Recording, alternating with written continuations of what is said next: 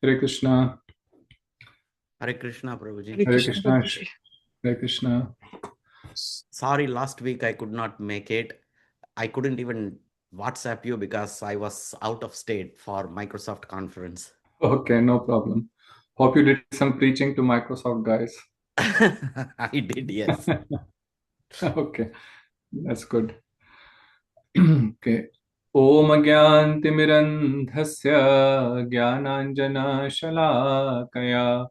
Chakshurunmilitam Yena Tasmai Shri Gurave Namaha. Namo Vishnupadaya Radhikayai Priyatmane Shri Srimad Bhaktivedanta Narayan Goswami Niti Namine Shri Krishna Leela Kathane Sudaksham Adarya Madhurya Gunaisha Yuktam Varam Varenyam Purusham Mahantam Shri Narayanam Tvam Shirsa Namami Tridandinam Bhaktashiromaniim cha Shri Krishna Padabjadhritaye Kridi Chaitanya Leelamrita Saram Narayanam Tvam Satatam Prapadde Vanchakalpatarubhyascha Kripa Sindhubhya eva cha Patitanam Pavanebhyo Vaishnavebhyo Namo Namaha Namo Mahavadanyaya Krishna Prema Pradayate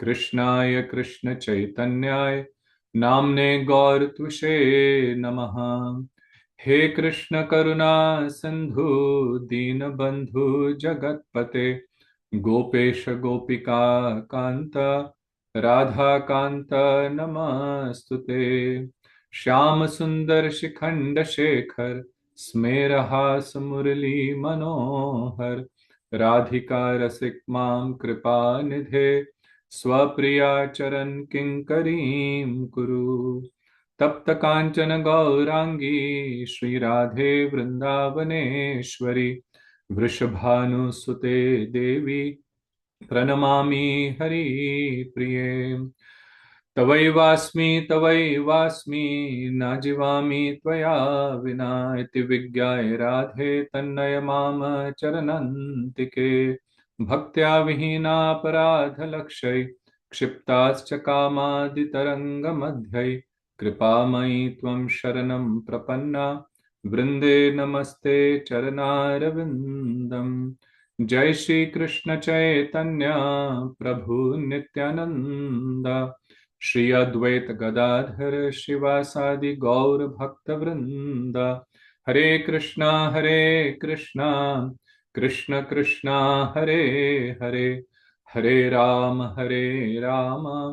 Ram Ram Hare Hare. So first of all, I offer my unlimited obeisances unto the divine lotus feet of my most worshipful spiritual master, His Divine Grace Srila Bhaktivedant Narayan Goswami Maharaj.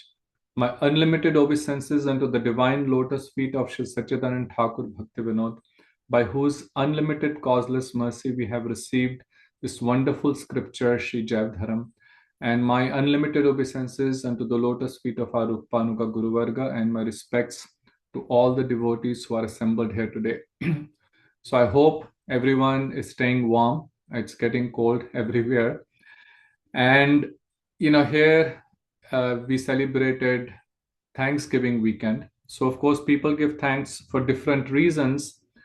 But we as devotees are very thankful that by the causeless mercy of Sri Krishna, the Supreme Lord, we have come into the association of devotees and we have received such transcendental literature. It's very, very rare in today's day and age to be able to discuss and read such wonderful transcendental literature. So it is by their divine causeless blessings. So very, very thankful to our Guru Varga who have spent so much time and effort and taken so much pains to explain in such simple and beautiful way the very deep esoteric philosophy given in our Vedic scriptures.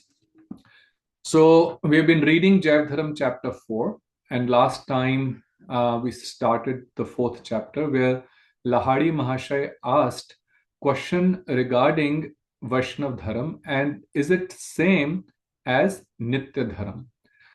And then Vaishnav Das Babaji started answering that question. And he explained that there are two types. One is Shuddh Vaishnav Dharam and one is Vidh. Shuddh means pure, Vaishnav religion, and Vidh means adulterated. What is that adulteration? The adulteration of desire other than to serve Shri Krishna. So remember our original definition of Nitya Dharam or eternal religion is to render loving service to Shri Krishna because we are his eternal part and parcel. That's how we have been constituted. So anything, any desire that is other than this is an adulteration. So he explained that those who worship the Supreme as the all-pervading, impersonal Brahman, that is one type of adulteration, that is one type of with Vaishnav Dharam. And the other type is those who are following the path of Karam Yoga or Ashtang Yoga or Dhyan Yoga. They meditate on the super soul within their heart only with the desire to attain a state of trance, samadhi. There is no real desire to serve the Supreme Lord. So now he continues that and he says there are three.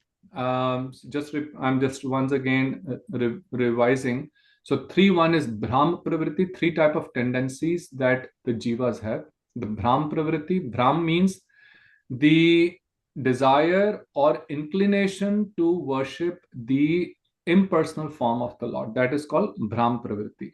And there he says, those are the ones who do worship called Panchupasana, worship of five deities, the sun god, the Devi, Ganesh, Shivji, and Vishnu. Then there are those who have Paramatma Pravritti, means their inclination is to worship the super soul who is present within our heart. And they are those who follow Karma Yoga and Ashtang Yoga. They also chant Vishnu mantras, but they consider chanting of the mantra as part of karma. This is what we had discussed last time. And then he explains that then there is the third category, those who have Bhagavad Pravritti. Bhagavad means their inclination is to worship the personal transcendental form of the Lord. And he says these type of people are very, very fortunate. Then he quotes a verse from Srimad Bhagavatam.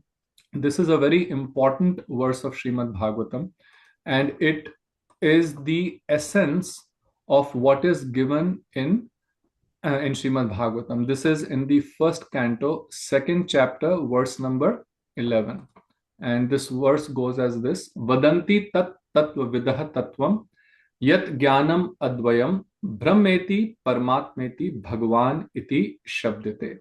Which means that those who are the knowers of the truth, Vadanti tat tattva vidah. Tattva vidah means those who are the knowers of the absolute truth. They understand Tattvam yat jnanam advayam. So that supreme absolute truth is called Advay Gyan Paratattva. I will explain what that means. And that supreme absolute Advay Gyan means non-dual. And he is known in three different manifestations: Brahmeti, Paramatmeti, Bhagavaniti Shabdate. Brahm, as you know, the all-pervading Brahman; Paramatma, the super soul; and Bhagavan, the personal form of the Lord.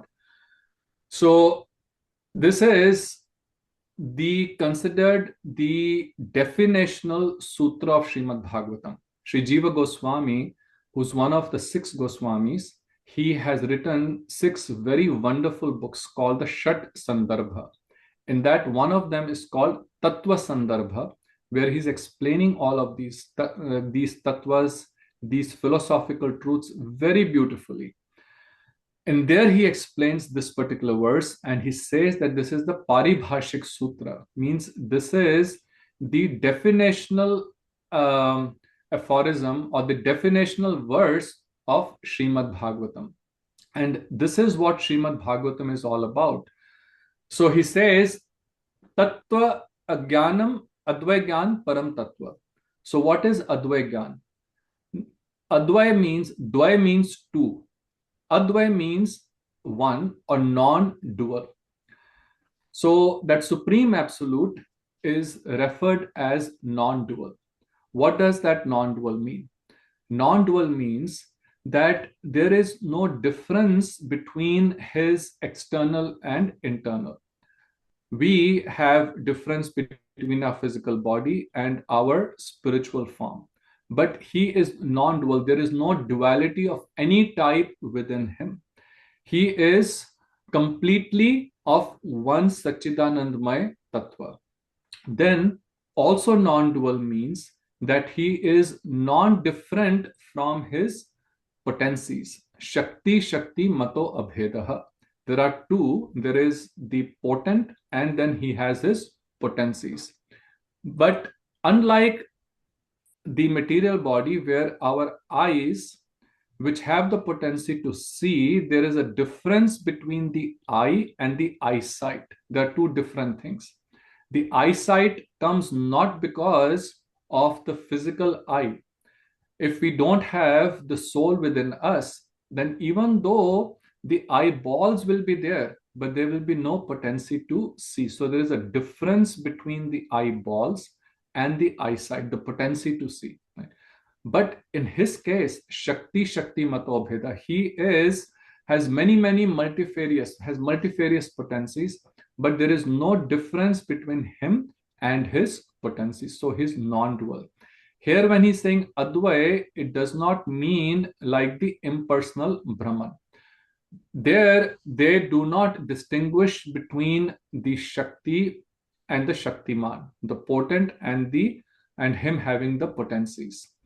So, Sri Jiva Goswami says that this tattva, this siddhant, is explained in Srimad Bhagavatam, that non-dual supreme absolute, which has no duality of any type. Then dualities are of happiness, distress, gain, loss. So many dualities are there, but within him there is no such duality.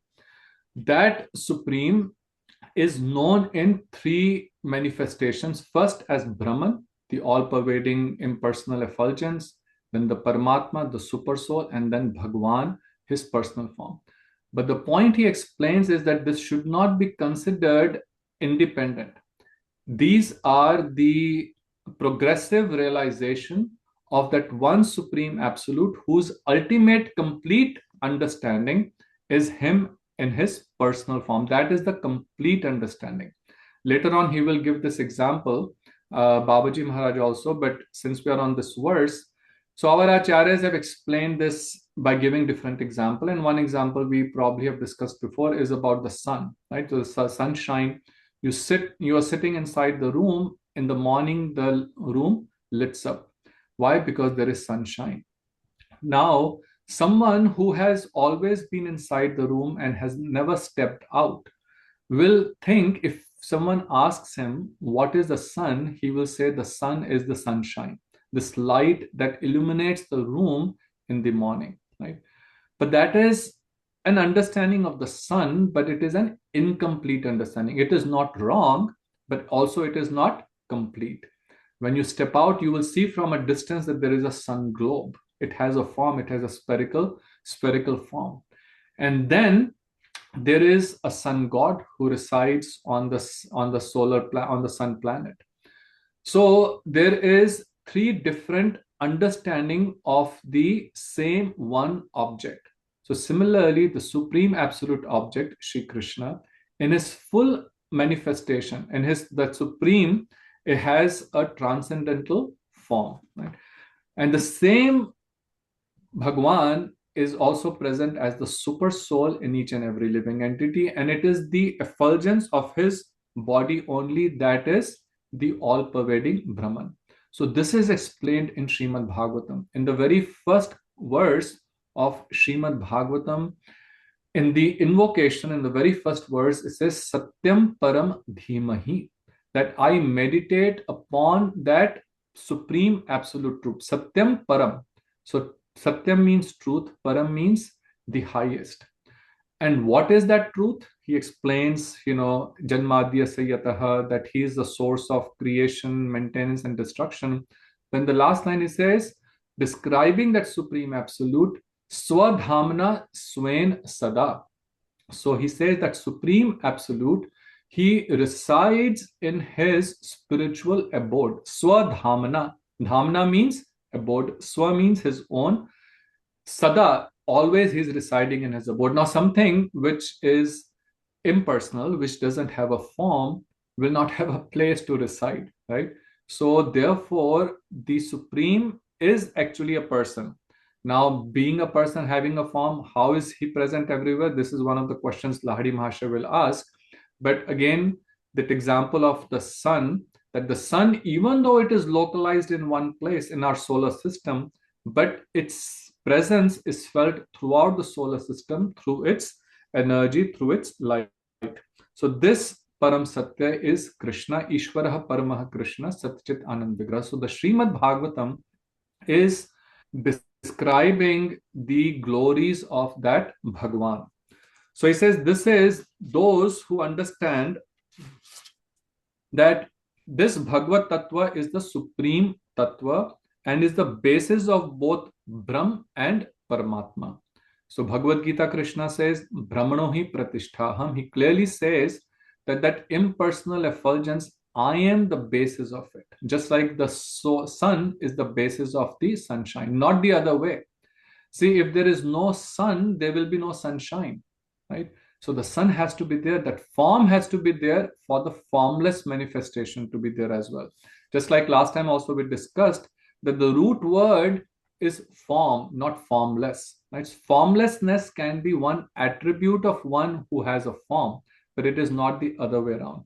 This is again, as I was mentioning last time, also such an important point to understand, because a lot of time this is where people get quite confused. So, he will have a very detailed discussion on this topic.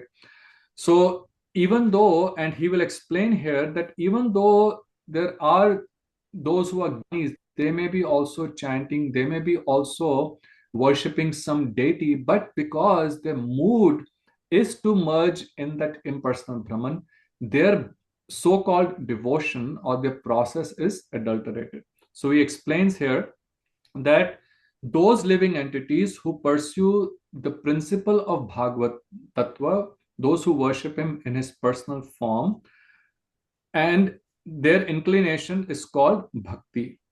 And this bhakti is known by different names: Vaishnav Dharam, Nitya Dharam, Shuddha Vaishnav Dharam, Jaiva Dharam, Bhagavad Dharam. All of these are names of that pure devotion to Shri Krishna.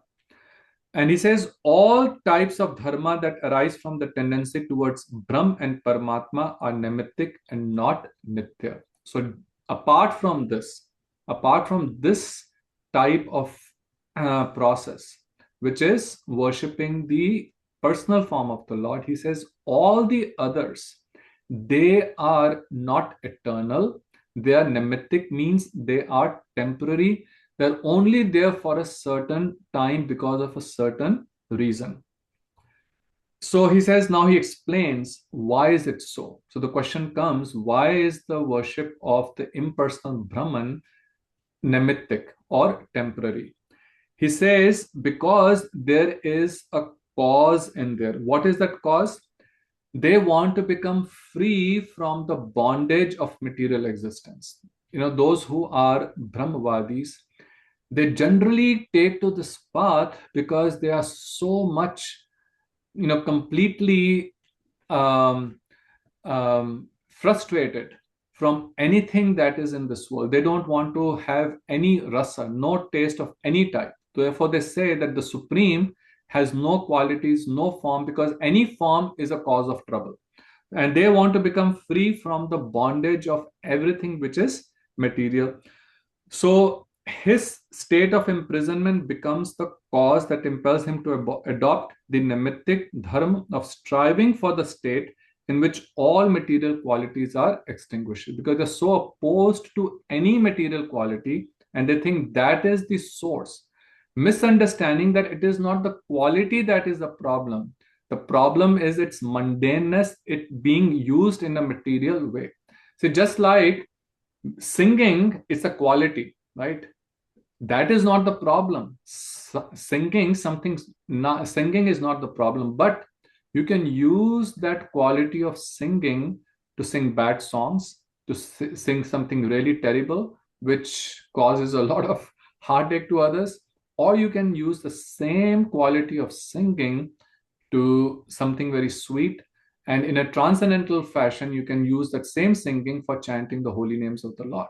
So it is not the singing, not that quality that is a problem. It is the material use of that and the material context that becomes a problem. But they want to deny every type of quality.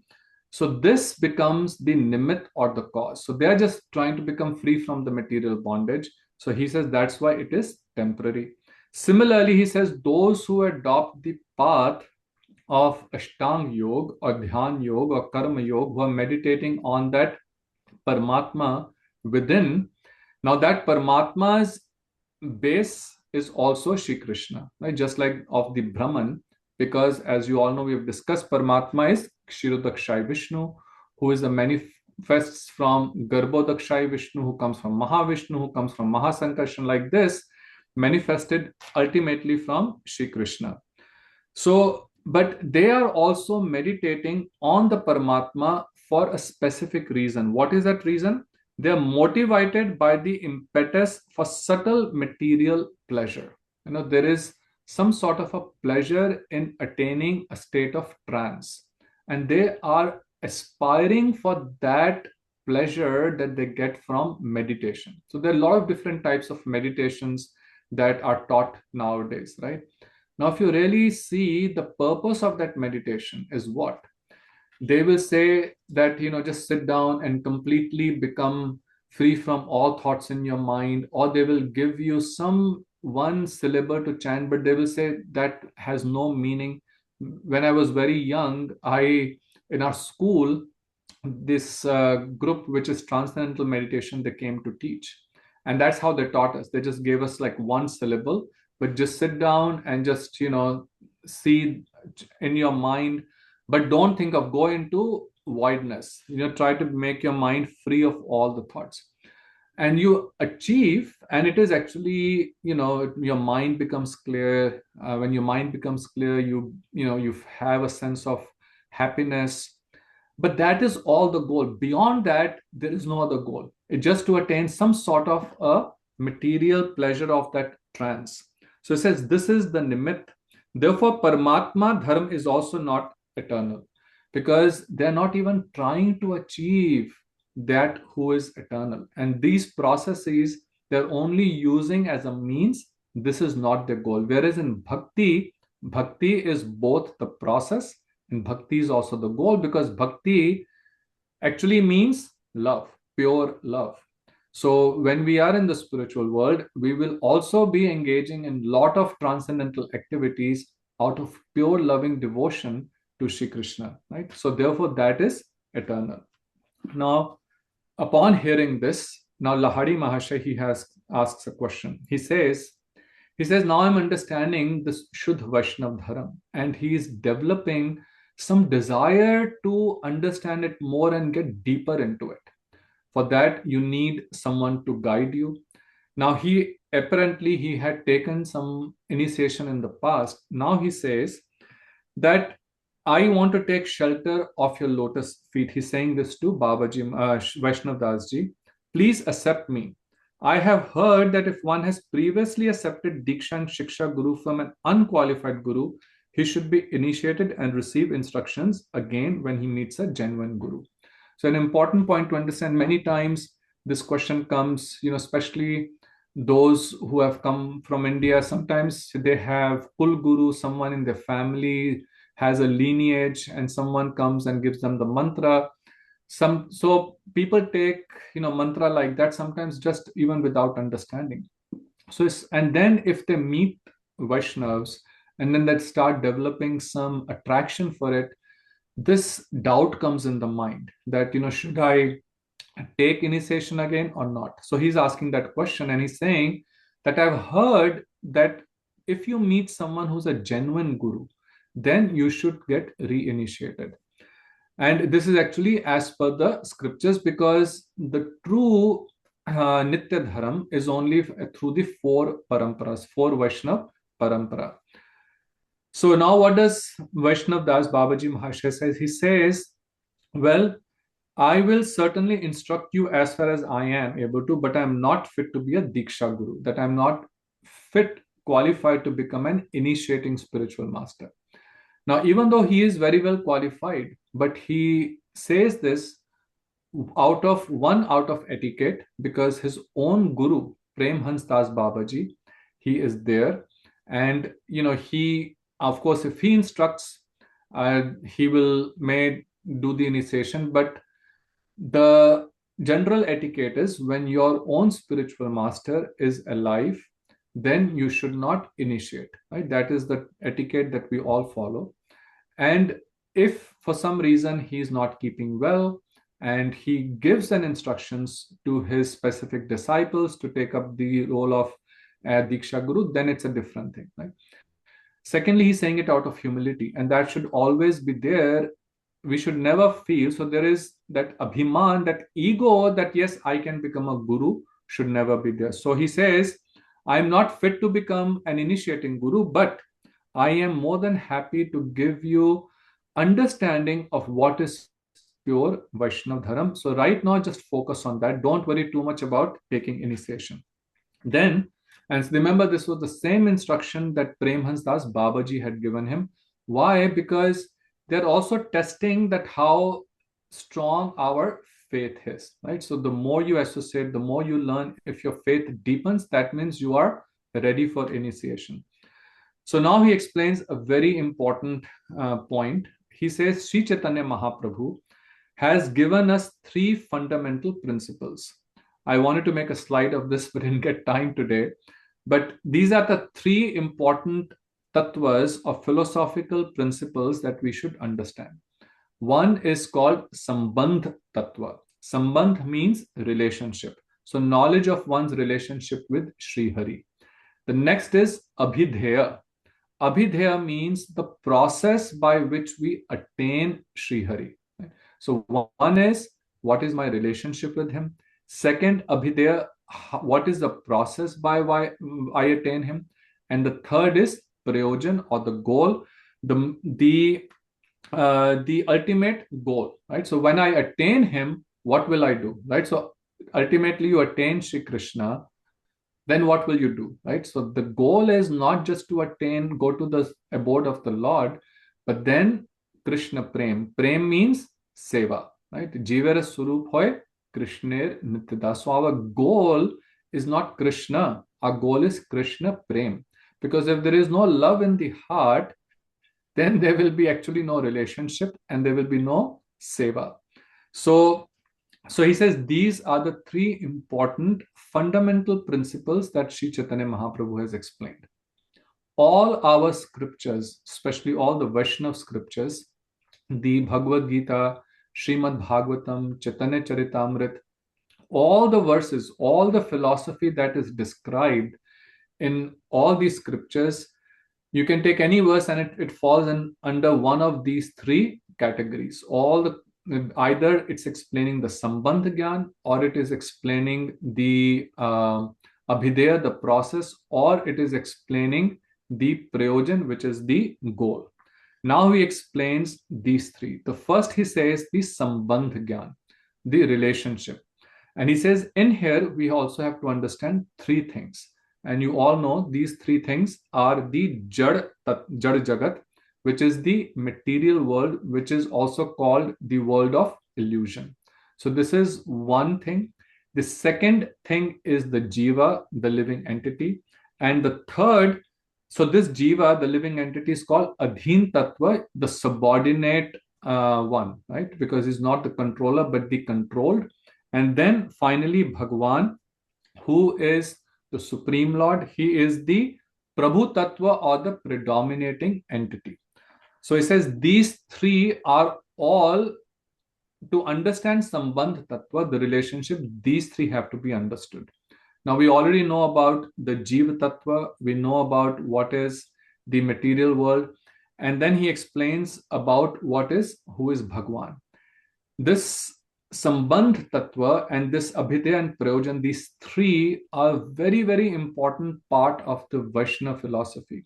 So the second section of Jaiva Dharma, which is Dash Mool, a beautiful, explanation of 10 fundamental principles, which out of those 10, they are divided into these three categories only. So the second section of Jaiva Dharma is explaining this only in very great detail, and very beautiful. Bhaktivinoda Thakur will explain there. But briefly, he is giving a description here.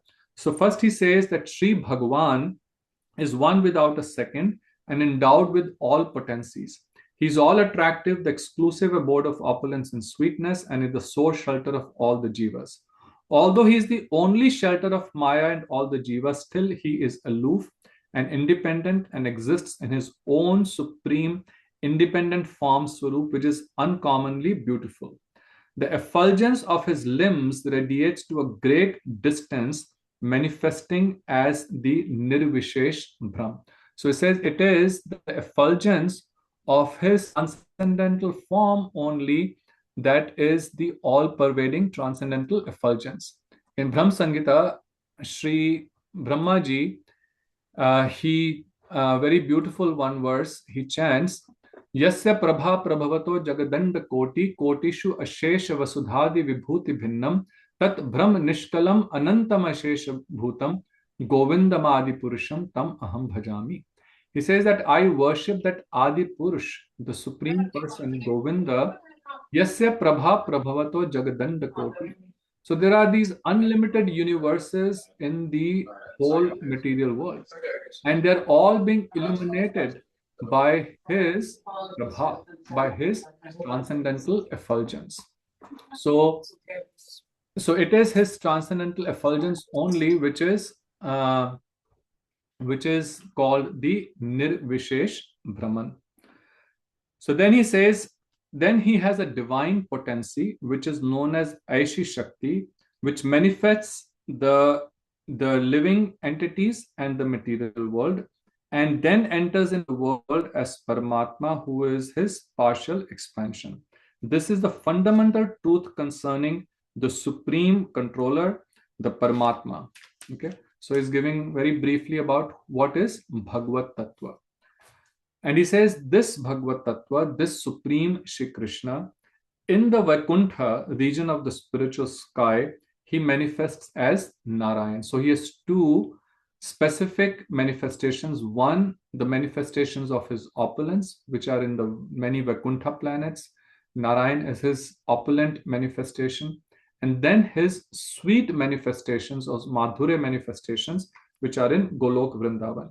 So he says in Golok Vrindavan, which is beyond Vaikuntha, he manifests as Gopi Jan Vallabh, the dearmost of all the gopis. That is his feature of supreme sweetness. And he has many types of manifestations or expansions. Some are called Prakash. So Prakash manifestations are his identical manifestations. So like Narayan, there are many, many different Narayan forms. So Narayan is four-handed. He holds the club, the Shankh Chakra, Gada, Padma, the conch shell, the disc, the lotus flower, and the Gada, which is called the what is it called? I'm forgetting in English. So these four things he holds, and in different hands he may be holding it. They all have different names. So there are his Prakash manifestations, which are his identical manifestations, and there are his pastime forms like Lord Ram. That's a pastime manifestation where he's performing different pastimes. So he says these are eternal and they're unlimited. There are many, many different forms. We know of some like, through our scriptures, but there are many unlimited expansions of the Supreme Lord. But he says nothing and no one is equal to him. What to speak of being superior to him? So Krishna says also in Bhagavad Gita, Mattah Partaram na kinchit asti dhananjaya. There is no one equal or superior to me. So he says that these identical manifestations and pastime forms of his are manifested by his superior potency, which is known as Parashakti. So, as I was explaining before, that Krishna has many different types of potencies.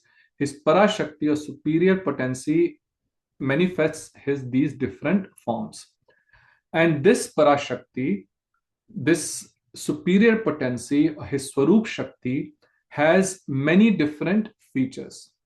And he says, to the Jivas, to us, only three of its features are known.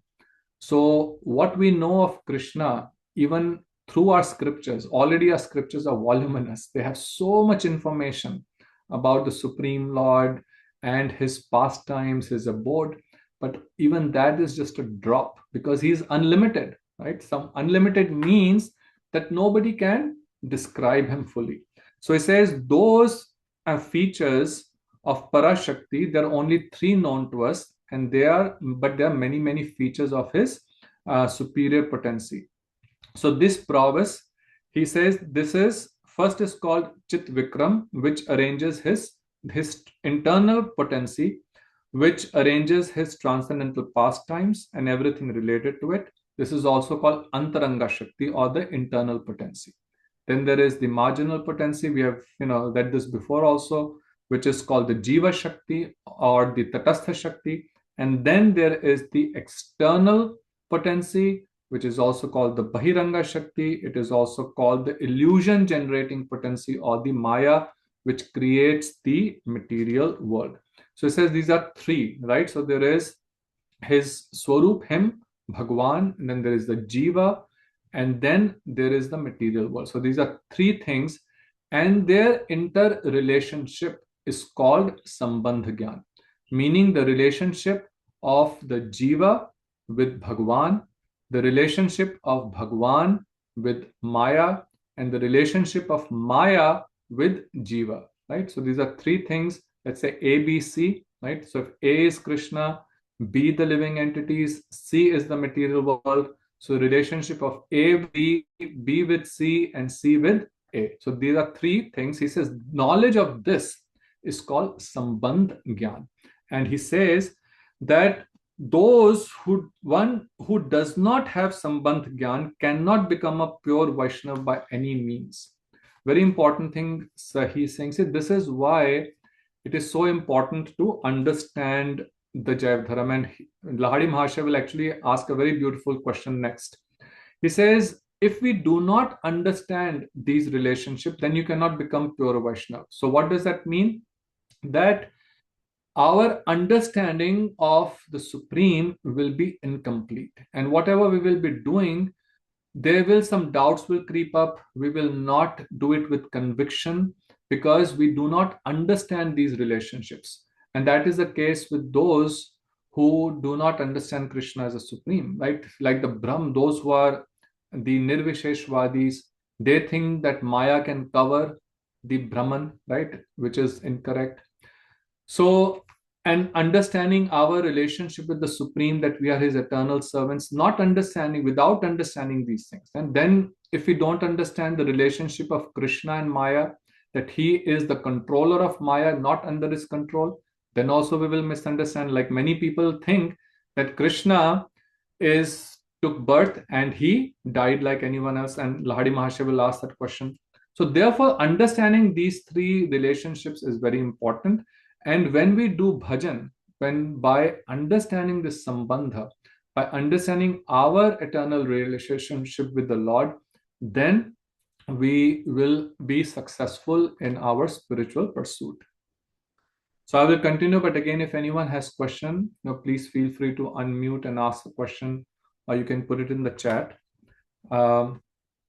Now, hearing this, Lahadi Mahasaya asked a very interesting question, which comes many times to our minds also. He says that I always thought that the Vaishnavas, that one is the real Vaishnav only if he experiences the path of devotion through bhav, through emotions. He says, I always thought that just being having some emotions while chanting or doing kirtan, that is all that is important in the path of bhakti or in the path of Vaishnavism. I never thought that there was any need of knowledge. And all of these things that Siddhanta you are telling me, this is a lot of knowledge. How much truth is there in the statement that you don't really need any knowledge to become a Vaishnav, right? So we many times have this question. We discussed this in the beginning of Jaiva also. So now Babaji Mahashay will explain very nicely. He says, the highest fruit of attainment for the Vaishnavas is the development of bhav, the first sprout of prem and the basis for all transcendental emotions. He says, undoubtedly, we are aspiring for that bhav or for that transcendental emotion. So there's 9 steps to attaining Krishna prem. So we start with Adav, Shraddha with faith, Sadhu Sang, which is association with devotees, then Bhajan Kriya, doing different devotional practices under their guidance, then Anarth Nivritti, where all our unwanted desires start going away, then Nishtha, some determination develops, then Ruchi, some taste develops, then some Asakti, one develops, that now, no matter what, I will not give up. So Nishtha, Ruchi, Asakti, then Bhav. Then comes the mood of Bhav, right? So he says this is certainly our goal because this is the first sprout. After Bhav comes Prem. So he says this is the first sprout of that pure love. He says, however, that state of Bhav must be pure. This is a very important thing he says. Yes, Bhav is important. That is what we are aspiring for. But that Bhav should also be pure. And it will not be pure if we don't understand the basis of that Bhav. If we don't even understand that Krishna is my is the supreme and he is my I have my eternal relationship with him. If we don't even understand this and what is the right process to attain him, then you can be chanting like a lot of times people chant, right? And Gurudev says, and you can even today go and see there's many kirtaniyas, they will chant very nicely with melodious kirtan. People are all swaying one way or the other, but then look at what they're sometimes they are not engaging in good habits, right? They are doing some very abominable things. Then they have no concept of they're just doing kirtan just for the purpose of attaining some sort of pleasure or trance. So he says this bhav has no fundamental basis. This is like a building that has no foundation. It will crumble anytime. So he says that bhav must be pure. Srila Bhaktivedanta Swami Maharaj, Srila A.C. Bhaktivedanta Swami Maharaj Prabhupada used to say that devotion without knowledge is sentimentalism, right? So if there is no knowledge, if there is no basis, then it is pure sentiments, right? It is there today, tomorrow it will not be there. And then he also said knowledge without devotion is mental speculation. If you're pursuing the path of knowledge, but the goal is not, there is no mood of devotion in there, then it is simply mental speculation. So he says the bhav must be pure. Those who think that the highest goal is to merge their identity into the non-differentiated Brahm practice inducing emotions while engaged in spiritual discipline to attain this goal. However, their emotions and their endeavors are not Shuddh-bhav, they are merely an imitation. I recently attended, someone invited, so I attended that. But the person speaking was a Nirvishesh Brahmvadi, and I just wanted to see what he was speaking about. Very good orator, very deep knowledge of Sanskrit and scriptures. And he also said, oh, bhakti is the best way to, put our mind. But when he was saying bhakti was only for that initial path, right? That it is much easier to meditate when you have a form in front of you and when you're chanting. But ultimate goal is what? Oh, I just want to merge into that impersonal Brahman, right? So he says that is an adulteration. That is not pure bhav. Such emotions, such kind of adulterated emotion will not lead us to Krishna Prem. So he says, therefore, it is so important to understand this knowledge. As I was saying before, also last time, that is the reason our acharyas have spent so much time and effort. Like when Sri Swami Maharaj came here, so much time he spent only explaining that how Brahmavad or impersonalism is so wrong. Shri Bhaktisiddhanta Saraswati Thakur, who started Gaudiya Math, he also spent so much time and effort in explaining this, because this is the jungle and it is so much embedded in our minds. And because we have heard so much, not only in this life, but from various lifetimes, it takes time to get rid of these misconceptions. So he says that but if someone has Shuddh Prem, if someone is doing this bhakti with Shuddh Bhav, is even a drop of that is so precious. And the devotional sentiments, but he says, but the display of emotions by those who are polluted with the gyan that is aimed at attaining nirvishesh Brahmin, merging into the Brahman, is a great calamity for the jiva. So using some very strong words. Mahaprabhu also said, Mayavad bhashish shunile haile sarvanash, that if you associate with those who are Mayavadis, those who do not accept the form of the Lord, haile sarvanash, that everything will be destroyed. What does that mean? This beej, the seed of bhakti in our heart, will be completely uprooted if we associate with those who do not accept the personal form of the Lord. And sometimes they are very good orators, because they actually sometimes have very deep knowledge. They can speak very well and very nice, flowery language. But you get caught up in that web of their flowery words, and you don't understand, that just like here, it's so clearly being explained that what is the goal, what is the process, what is the sambandh, the relationship. So we should be, therefore, understand the Siddhanta so we can discriminate. We can understand what is right and what is wrong. Then Lahari Mahasaya says that is there any truth higher than Brahm? If Bhagwan is the origin of Brahm, why don't the Gyanis give up their pursuit of Brahm and engage in the worship of Bhagwan? So Babaji Mahasaya smiled mildly and said, well, the four Kumaras, the Naradji, Mahadev, Shukdev Goswami, they all ultimately took shelter of the lotus feet of Bhagwan. So, in fact, now we don't have time, but they, like Shukdev Goswami, is an eternal associate of the Lord. But when he appeared as Shukdev Goswami from the womb of Bitika ji, he first displayed the mood of being a Brahmavadi.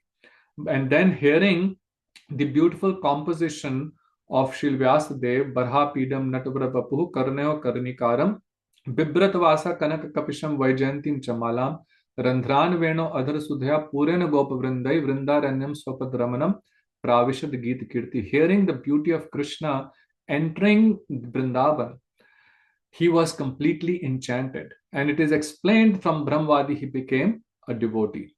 So, like here also in Jayavdharam, we saw that Sannyasi Mahasaya was a Brahmavadi, became a devotee. Throughout, you can see in the history, there's so many examples. Chaitanya Mahaprabhu, when he met Sabhama Bhattacharya was the greatest Vedantist Brahmavadi of that time, about 500 years ago or so. But after hearing from Sri Chaitanya Mahaprabhu, he became a pure devotee of the Lord. So there are many, many examples of where Brahmavadis have become, impersonalists have become personalists, right? Because they actually, end of the day, they don't get any satisfaction or happiness by following that path.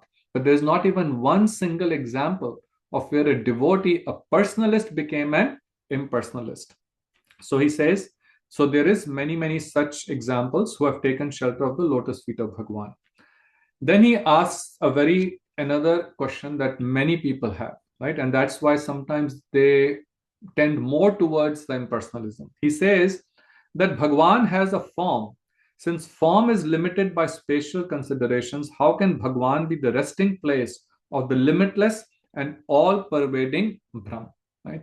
So he says something which has a form, like I have a form, I'm sitting in this room, I don't know what is, there's a door behind me, and I don't know what is on the other side of the door. None of us know, right? But something which is all pervading and all knowledgeable would know because it is there everywhere.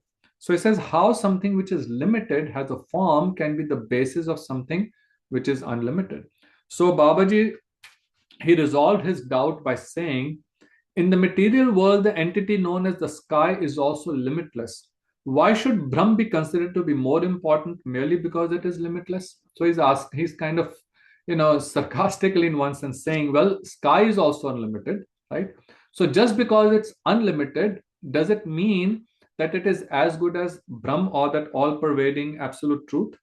So, so why should Brahm be considered more important? So, being unlimited is not the quality of the supreme absolute truth. He says Bhagwan is also limitless by the virtue of the potency manifested by the effulgence of his limbs. And this is where we can understand this point by the example of the sun and the sunshine. That it is the sunshine which is pervading throughout the solar system, but that does not mean that sunshine is coming from something which has no form. It is coming from something which actually has form. Nothing formless comes without the presence of a form. So he says, then what is that transcendental form of the Lord is supremely attracted, and it is self-same form is fully and completely all-pervasive. It is omniscient, omnipotent, unlimitedly merciful, and supremely blissful. So it is not only that it is present everywhere through his effulgence, but he has qualities. He has mercy. He has beauty. He has sweetness.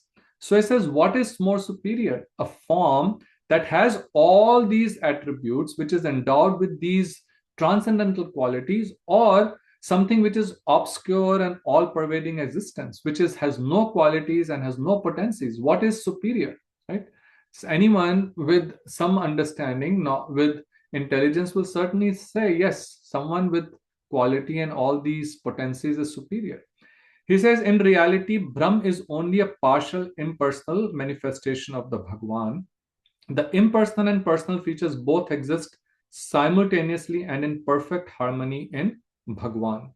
He says, those whose spiritual intelligence is limited are attracted to the feature of the Supreme that is devoid of qualities and formless. So he's saying, why? Because in one sense, they are negating, they are going towards negation. They don't like the qualities, they don't like people in the world. So they're negating that. They want to go to a reality where there is no variety, there are no forms, there are no qualities, because they think that this only is the source of all the miseries that they're experiencing in this world. So they want to go to voidism or mood of negation. They just want to become one with that oneness which has no quality, it has no ability to love, it has no sweetness, right? So as we're discussing, this is because of the limited intelligence. Because again, as I was explaining before, it is not that the form is the problem, but because of us identifying with that material form for material pleasures, that is the problem. In the spiritual world also there are forms, but there the relationship is of pure love, pure service. So therefore, it is a source of unlimited bliss and happiness, unlike in this material world, where it is not source of happiness, some happiness, but many times more unhappiness, right? So he says that that similarly, but those but those who are sarvdarshi, those who are all seeing, have no attraction for anything other than the complete absolute truth. Vaishnavas have no significant faith in Sri Hari's formless, impersonal features, for it is opposed to their eternal function and unalloyed prem. So the devotees have no interest in this subject matter. So then he says, Bhagwan Shri Krishna Chandra is the basis of both the personal and impersonal features. He is an ocean of supreme transcendental bliss, and he attracts all pure jivas. Then one more question, and then we will conclude today's class. So then he asks one other question. So like in this chapter, Lahari Maharshi is asking many questions. And again, all these questions are questions that come to our mind.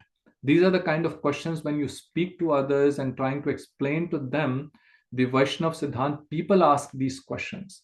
And that's where in the beginning, in the first class of Jaiva I said that if you read Jaiva and understand the answers that are being given to these questions, there would not be anything which you will not understand or would not be able to answer.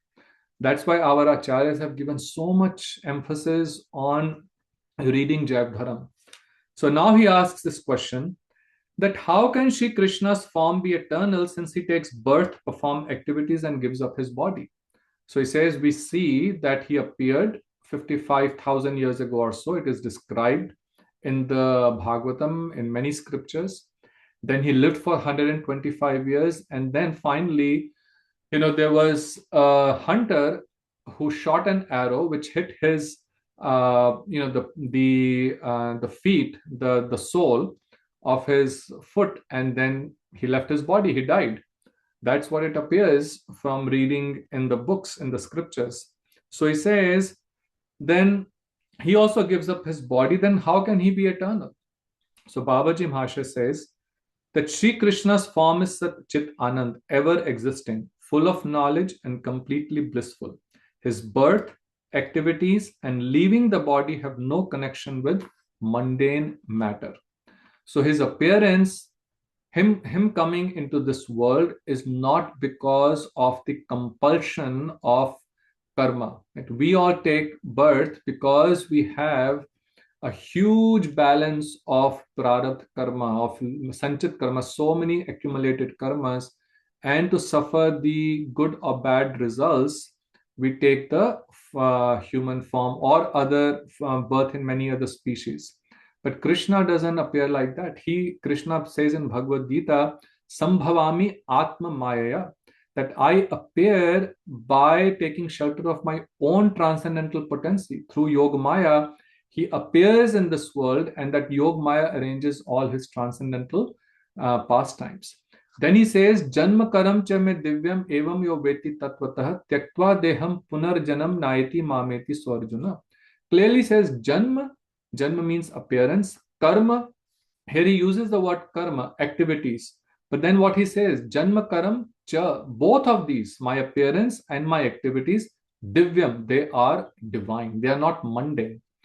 So his activities are not like our karma. So our activities, they're all divine pastimes. Chamidivam evam yoveti tattvata. He says, one who understands this by essence. In essence, one who understands this. What is the benefit? What does he attain? Tyaktva deham punarjanam naiti mameti swarjana.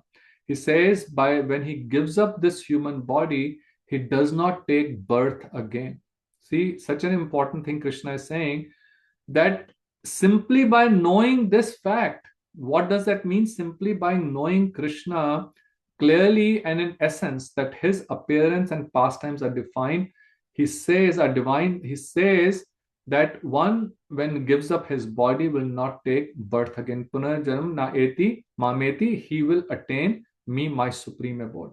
So simply by knowing his pastimes to be divine, his appearance to be divine, when one can become liberated, then how can his birth and appearance be under the control of material laws or under Maya, right? It is divine. And similarly, his disappearance. When he disappears from this world, it is only to fool those who do not accept as him the supreme, that he does this leela of someone hitting with an arrow. So Gurudev used to give a very beautiful example. Yesterday I gave in the Hindi class an example that Vishwanath Chakravarti Thakur gives, explaining this particular point. Then Gurudev gives another example. If you have time, I'll give both. So Gurudev gives a beautiful example that there was a very famous magician, P.C. Sarkar, I think his father, during the British time, and he was in Calcutta, now it is called Kolkata, and there was a magic show arranged, and all the who's who, because he was a very famous magician, and all the who's who of the British administration that time in India, they came to see the show. The show was supposed to start at 6 o'clock.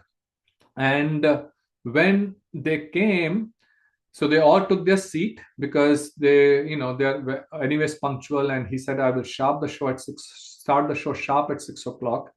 And everyone sat down at 6 o'clock. But the curtain did not open. Now it was 6:15. Still no sign of this Mr. Sarkar. Then 6:30. Now it was almost going to be 7 o'clock. They were all getting very angry that how dare he? We are the rulers of this place, and so many of us have gathered here, and there is no sign of where he is. Then finally, around 7 o'clock, the curtains opened, and everyone was just ready to beat him up. And he says, "Why are you all getting so anxious, upset?" They said, "We have been waiting for you for an hour." It was probably an hour or 2 hours have passed. And where were you? Who you think you are? He said, "No, I'm here exactly at the time that I had asked you, that I had told that the show will start." They said, "No, you said it will start at 6 o'clock, and now it is 7 or 8 o'clock, depending on how much time they were waiting." And there was a big clock also on the wall. It was they when they saw it, it was showing 7. Then he says, "No, it is 6 o'clock. Please check your watches and the clock again." And now when they looked at their watches and on the wall, every place it was 6 o'clock, and they were shocked. This is a true story. I actually just recently saw a video, some magician coming to a sadhu's place, and he did exactly the same magic, that everyone's watch is showing the same time. So Gurudev says, when a simple magician of this world can do something so illusory that people are so hypnotized, right? They're all seeing the what he's making them see, right? Such a veil of illusion. Then that supreme lord, who's the master of illusionists, can't he do the simple play of illusion that people saw that he was being hit by an arrow and then he died? No, those who were devotees saw that he in his eternal transcendental form with all his eternal associates went back to Golok Dham. Krishna killed so many demons. When he was a little child, he killed Putana. So how would he get killed by just one arrow? So he is eternal, and he's Sachidanandamay. So his appearance, his pastimes, and his leaving this world is all transcendental. So this is where we will stop today and continue next time. If anyone has any questions or comments, we can discuss that.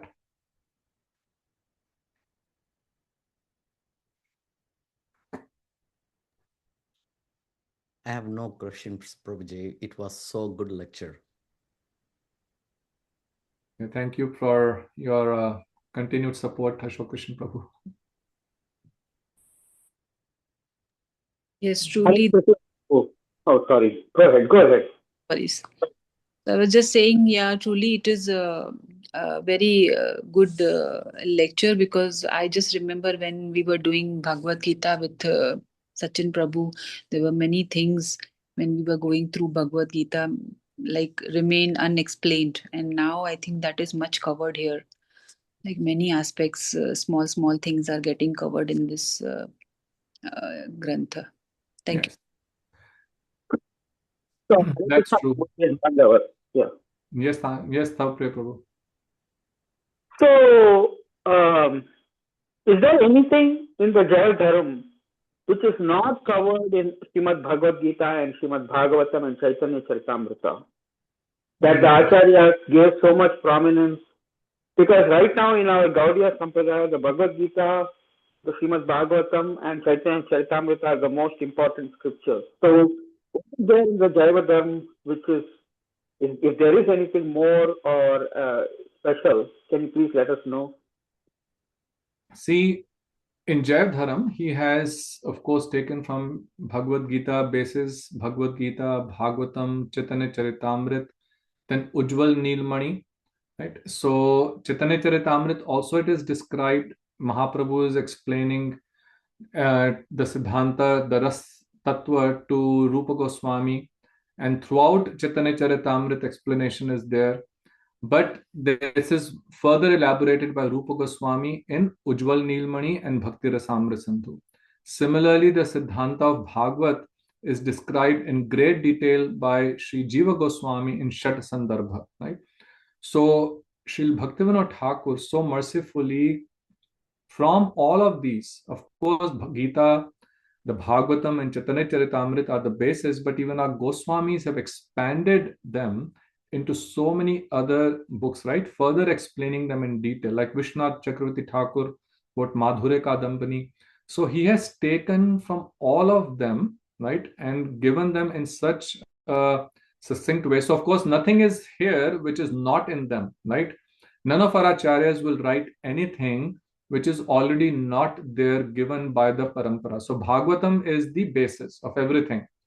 So Bhagavatam Praman Amalam Prema Pumartha Mahan. So Bhagavatam is the basis. And in Chaitanya Charitamrita, that Bhagavatam only is being explained in further detail, because all of these, remember, are in form of sutras, right? So a sutra, which is, let's say, an axiom or an aphorism, has so much detail within it.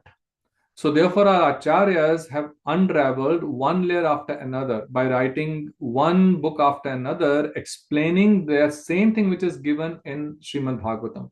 So this one verse that we took, right? Vadanti tattva vidah tattvam. Now it may be a 2 lines and 2 line translation, but has so much deep meaning within it. And that has been explained. Jiva Goswami took that and explained so much in detail in Tattva Sandarbha, and those details then Bhaktivinoda Thakur has summarized in Jaiva Dharma. But to answer your question, no, none of our acharyas have ever spoken anything which is outside of the scriptures, right?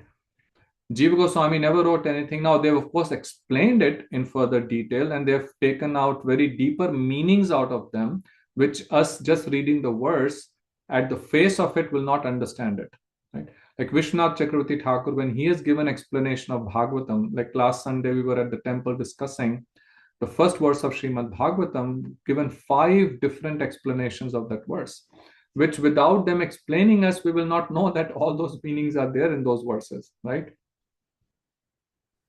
That's correct. So the question then obviously is, when Sukadev Goswami recited Srimad Bhagavatam to Parikshit Maharaj,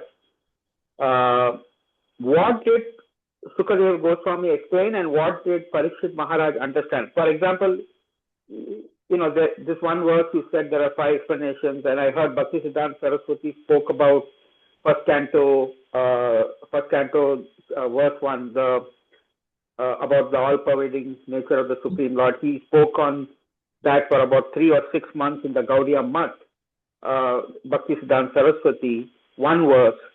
So did Parikshit Maharaj understand that way because the people were so much more advanced, or did Sukadev Goswami just say the verses, or did he give the purports also when he spoke to Parikshit Maharaj? So of course, when Shukadev Goswami was speaking, he was just speaking the verses, just like Bhagavad Gita, right? When Krishna is speaking, he spoke Bhagavad Gita in about less than 2 hours, all the verses. Now, when we read those verses, our acharyas have given detailed commentaries on that, because we are in a conditioned state, right? So certainly in the case of Krishna and Arjun, we can understand that Arjun was of course understanding what Krishna is saying. We are not understanding it, so that's the reason we need detailed commentaries. Parikshit Maharaj also was understanding, and that's the reason why before he was leaving from this world, Uttara, who was his mother, came and asked Maharaj Parikshit that please give me the essence of what you have heard. And then he spoke what Sanatana Goswami compiled as Brihad Bhagavatamrit. And reading Brihad Bhagavatamrit, you can understand, because the first section is that clearly that he is understanding, because ultimately what is to be understood? Bhagavatam, to understand Bhagavatam, you have understood Bhagavatam if you understand that Bhagavatam is to establish the glories of the Brajvasis. And among the Brajvasis also to establish the glories of the Gopis. And among the Gopis also to establish the supremacy of the devotion of Srimati Radhika to Krishna. That is the sole purpose of Srimad Bhagavatam. And Parikshit Maharaj very well understood it. That's the reason he explained this also to Mother Uttara. Now, we just reading Bhagavatam, many people nowadays, when they read, and there are many translations of Bhagavatam, They don't understand this.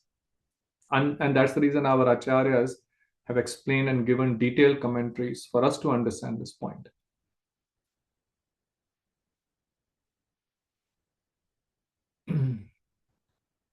Okay, Prabhuji? Thank you so much, Prabhuji. Okay. So again, if anyone has any question, please feel free to send me via WhatsApp, and we'll meet again next Sunday at the same time. Gaur Premanande, Hari Hari Bol, Jai Jai Shri Radhe, Jai Jai Shri Radhe, Jai Jai Shri Radhe. God Pramanande, Hari Bol.